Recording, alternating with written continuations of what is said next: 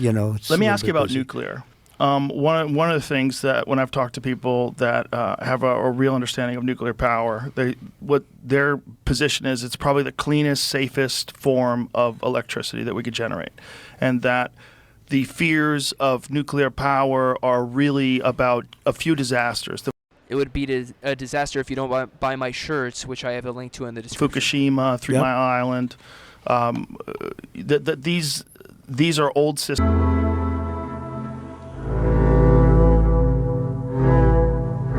There's going to be little clips throughout. They're entertaining.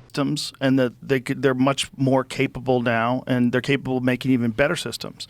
But it's a difficult political issue because you think nuclear power, you think Chernobyl. That's what everybody does. They have this connection. They had the potential or disaster. Fukushima, where you're not supposed to enter the land for 3,000 years or something. It's crazy. I think it's worse than that. I think that area is going to be radioactive for probably longer than you could imagine. But the point is they're better at it now. Right. And that they could do it now, and you can generate power in a way that you don't have to worry about these. One of the most ridiculous things is electric cars being powered by coal-fired plants. Yeah, man, coal-powered plants. Anyway, here's a cool clip.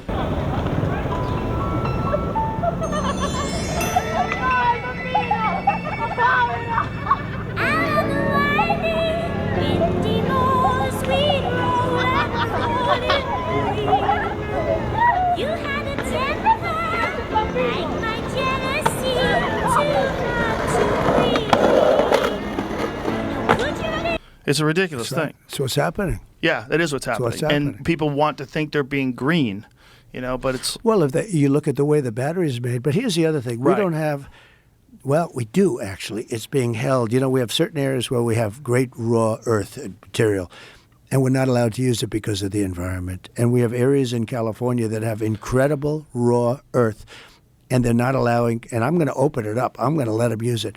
But how do you do that? China. How do you do that and protect the environment? Because the environment's going to be protected. You can do it. You can make a lake out of it. Okay, we'll put back a lake. I mean, something nice about lakes. You can do things magnificently. You just have to do it carefully and responsibly. Absolutely, you have to do it carefully. But the problem, China has all of those areas, most of those areas, and yet when they say go electric with the cars, China is going to be the one that gives us the cars. All of those guys in Detroit are going to be out of business. You're going to make your electric cars over there. We have a thing called gasoline, and we have more oil and gas under our feet than any other nation. I had in Alaska, there's a find. It's called Anwar. I got it approved. Reagan couldn't get it. Nobody could get it. I got it all done. It was amazing. They were getting ready to start drilling. The equivalent, they think, of Saudi Arabia, one of the biggest finds in the world. It was all set to go. And Biden comes in, one of his first orders were, we're not going to use it. It would have been so good we could have supplied all of Asia with oil and gas. What was the negative? And you talk about money.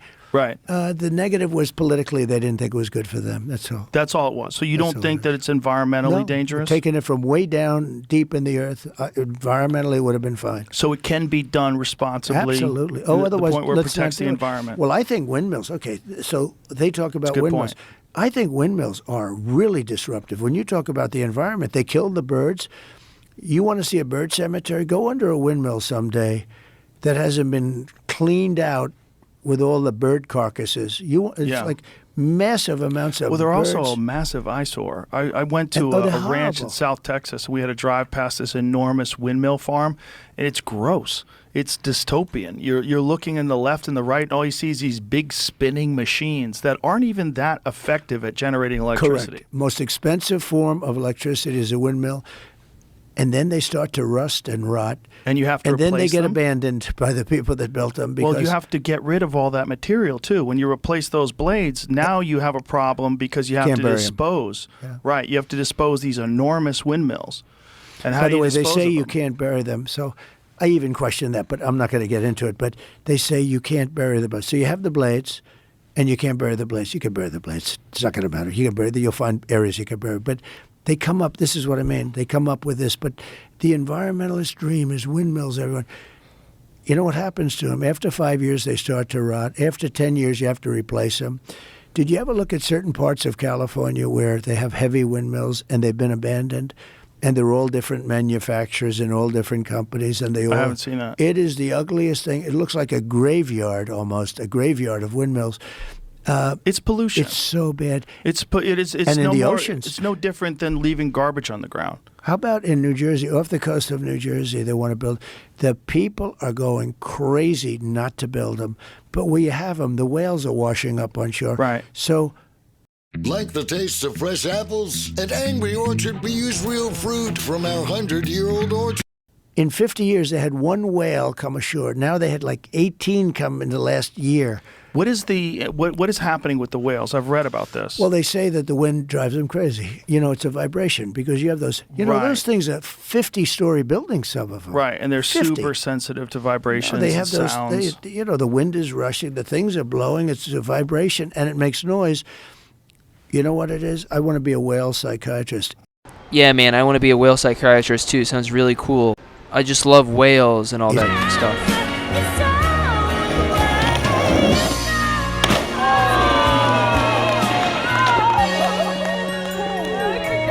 Drives the whales frickin' crazy.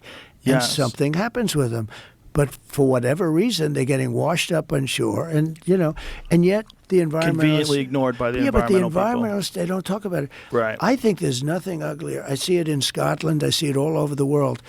You have this beautiful valley. It's been there for, in civilization, thousands of years, but millions of years.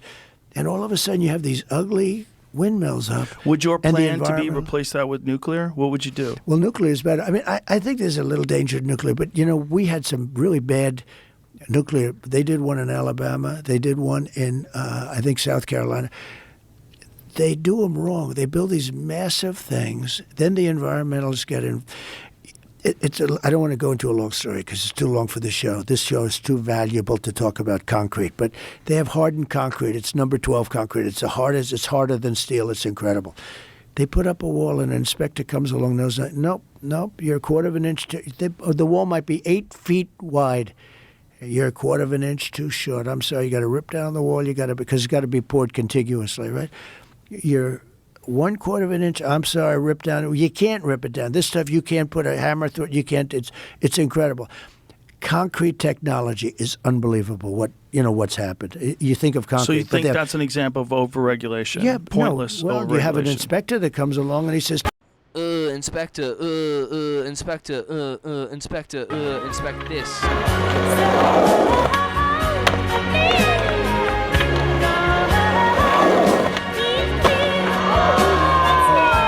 take down a $25 zillion wall. These things ended up costing $25 billion. And one of them never got opened.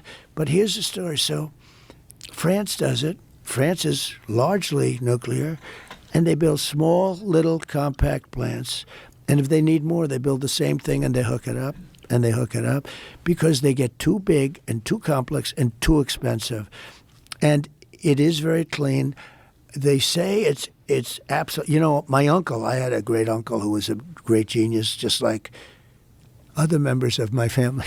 But he was a professor at MIT for, I think, 41 years. He was the longest. So when I was in the White House, the head of MIT, Princeton, and Harvard came down to meet me. And the MIT person said, I have a book on your uncle, Dr. John Trump. He was our longest-serving professor. He was a great genius, sir. Do you know how? And he had, he knew everything about nuclear, from math to chemistry to nuclear. He knew it. And he said, someday it's going to be the way to go, but the problem is it's so dangerous in terms of war. Yeah, it's dangerous because of war, because of the nuclear bombs. The nuclear bombs kill a lot of people. It's bad.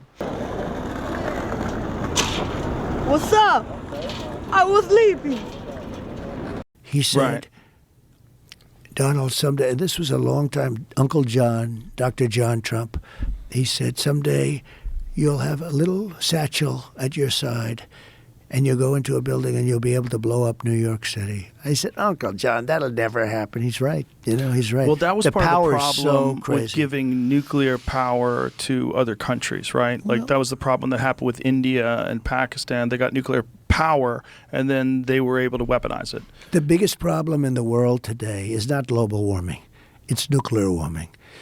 and we have idiots that are negotiating for us. We have a guy that doesn't make it past 4 o'clock, and it's not because of age. You know, they ought to. I know so many guys in their late 80s, and they're better than I said to one guy the other day, I think you're smarter than you were 25 years ago. I've known him a long time. He's 89 years old. He's sharp. He's great.